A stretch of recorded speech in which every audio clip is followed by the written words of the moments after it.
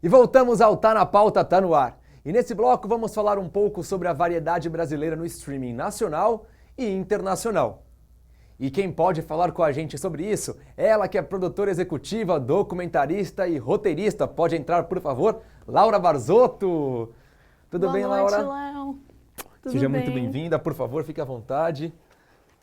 Laura, você é tudo, né? Produtora executiva, Sou documentarista, bem roteirista. pouco ambiciosa ela. Bom demais, me conta um pouquinho de você, a sua trajetória no audiovisual. Sim, acho que tudo começa naquela fase de pensar o que eu queria fazer da vida, logo antes, né? Quando você está se formando ali no colegial, não sabe muito bem o que que é.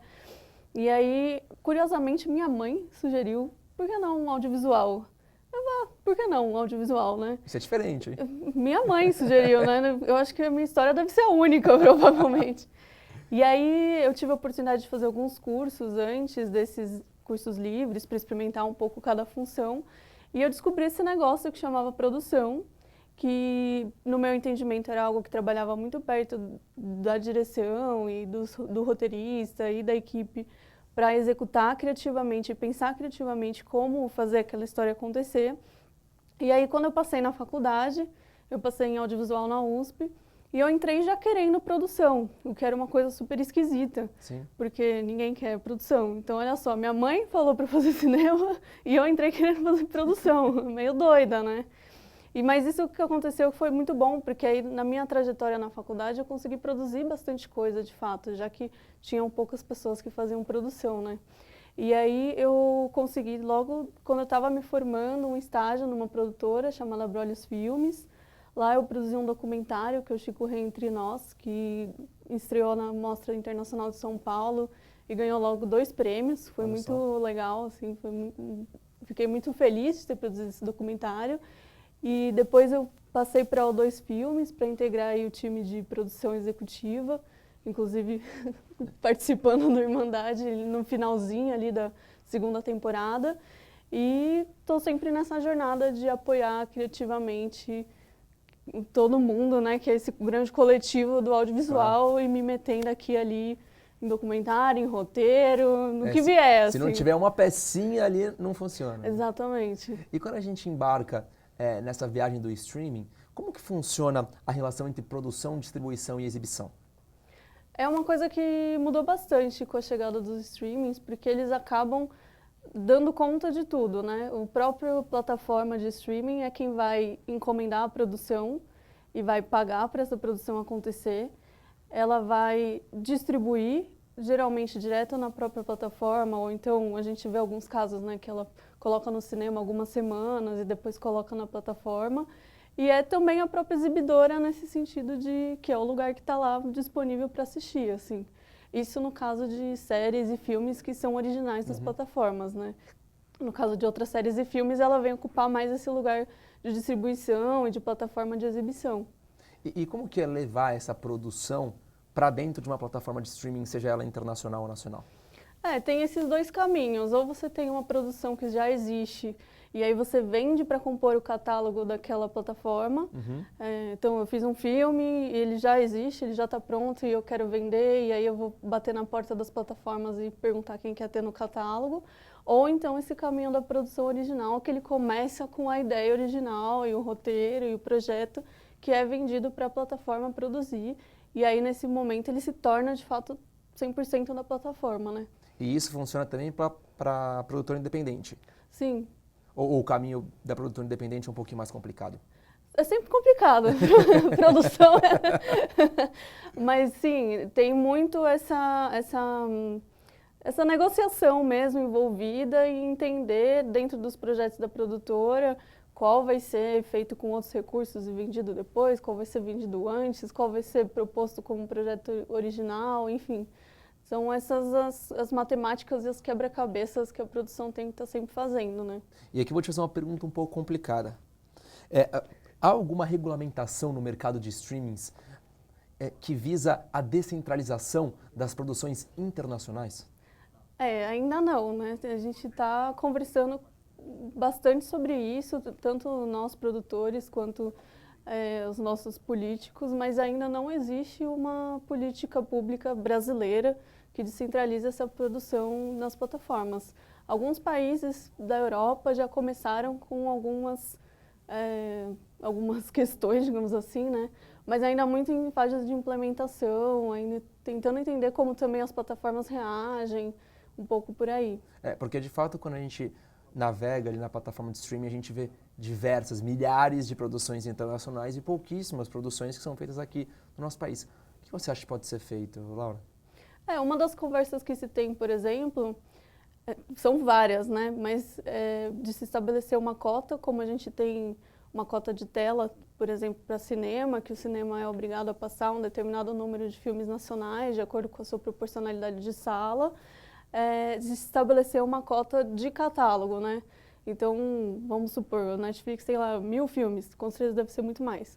Estabelecer uma porcentagem que seja obrigatória, que seja de produtos brasileiros. Que aí você força a mas o problema é que mesmo que tenha no catálogo, ele não é obrigado a mostrar. Então, se não mostrar, por exemplo, na primeira página, ninguém vai assistir. Fica meio que subnotificado, né? Então tem também esse papo de botar, meio que obrigar a colocar nas prateleiras, né? Que quando você abre lá a página inicial e você vê as suas sugestões de filme, porque senão a gente vai ser dominado por séries coreanas e ninguém nunca vai ver. Laura, nós vamos até as ruas entender o que as pessoas acham dessa variedade de produções dentro de um streaming. Então, vou pedir para a produção, por favor, rodar a matéria do Povo Fala. Vamos entender o que a galera acha. Que o mercado do streaming tem crescido cada vez mais. E desde a decaída das videolocadoras, o vídeo sob demanda passa por transformações. Aqui no Brasil, por exemplo, surgiram alguns tipos de plataformas. Temos o Globoplay e o Canal Brasil, que tem crescido com o streaming on demand. Temos outros com conteúdos gratuitos, como o Sesc Digital e Itaú Cultural Play. E canais independentes como a Embaúba Play. Todo esse crescimento abre espaço para as produções internacionais e nacionais. E com essa abertura, entramos cada vez mais em um momento de debates e reflexões sobre a centralização das produções, principalmente internacionais, nas mãos de grandes produtoras e nas grandes plataformas atuais, além do grande consumo e maior preferência das produções americanas aqui no Brasil. Mas o cenário de mudança é positivo. Apesar dessa dominância, temos um crescimento e fomento de produções brasileiras independentes e descentralizadas, muitas delas combinadas com um movimento de inclusão e temas sociais, e em diversos tipos de plataformas de vídeo sob demanda, trazendo traços do nosso povo brasileiro, retratando não só questões sociais, mas também históricas, culturais e antropológicas. Acreditamos que agora, mais do que nunca, os catálogos de vídeos sob demanda serão mais diversos e cheios de variedades de produções brasileiras. Será o streaming um dos protagonistas desta nova era do audiovisual brasileiro?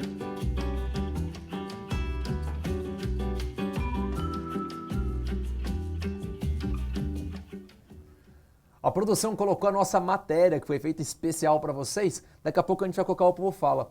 Mas a gente já está vivendo essa era de ouro, né, que foi apelidada por muitos da área, não é mesmo? E é muito importante falarmos sobre o streaming enquanto vivemos esse momento de variedades de produções brasileiras. Inclusive, daqui a pouco eu vou pedir para a Laura para ela comentar um pouquinho da importância de se pensar em distribuição como streaming e como isso entra nessa etapa. Mas antes, agora sim, por favor, vamos colocar o Povo Fala para entender o que a galera acha do mercado e a variedade de streamings. Por favor. Qual o seu nome? Meu nome é Lina. É Mário. É Bárbara. My name is Gabriel. Matheus. Letícia Oliveira. Você tem Netflix? Tenho sim. Tenho. Tenho, mas eu não uso. Tenho. Tenho. Você tem algum outro streaming? Tenho. Tenho HBO, Disney, Globoplay, Mubi.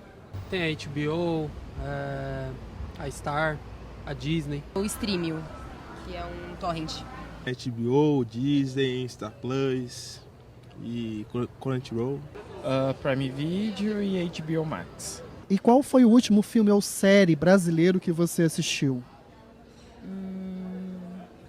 Acho que foi há 2 semanas que entrou Tropa de Elite na Netflix, aí eu assisti. Agora você me pegou. Putz.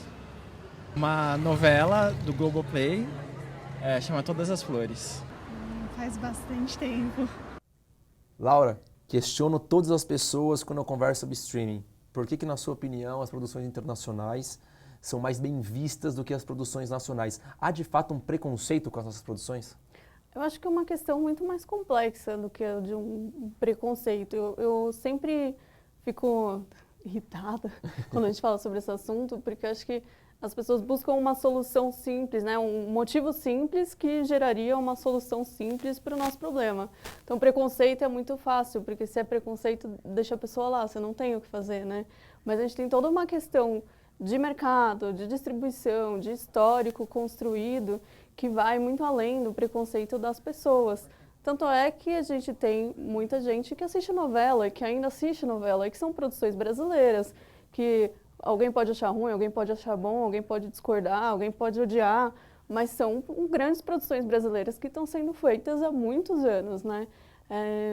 Então eu nem sei como responder, porque a resposta seria longa. Esse é papo para um programa inteiro só pra gente falando disso. Assim. Na verdade, eu acho que as pessoas não conseguem entender que por trás de uma produção nacional, e mesmo que ela não traga 100% de qualidade, há muito trabalho envolvido, né? Uma equipe, a produtora, a direção, enfim, todos os atores, e que há de fato uma luta incessante para que as produções nacionais surjam com uma melhor visibilidade dentro dos streamings. Estou errado? Eu tenho uma visão que é assim, entre assistir uma coisa mais ou menos americana, norte-americana, e uma coisa mais ou menos brasileira, porque a gente sabe que tem muita série bem mais ou menos norte-americana que o pessoal assiste, muitas. Eu prefiro assistir uma coisa mais ou menos brasileira, porque pelo menos ela é na minha língua, é com pessoas que têm minha cara, é com temas que estão mais alinhados com o que eu vivo, são em lugares mais alinhados com o que eu vivo e contados com as nossas pessoas, nossos técnicos, nossos criativos, todo mundo que faz esse audiovisual, né? Agora, como a Laura que acompanha os streamings, qual é a importância da gente consumir o nosso próprio conteúdo? É exatamente essa, da gente poder se ver ali na tela muito mais do que...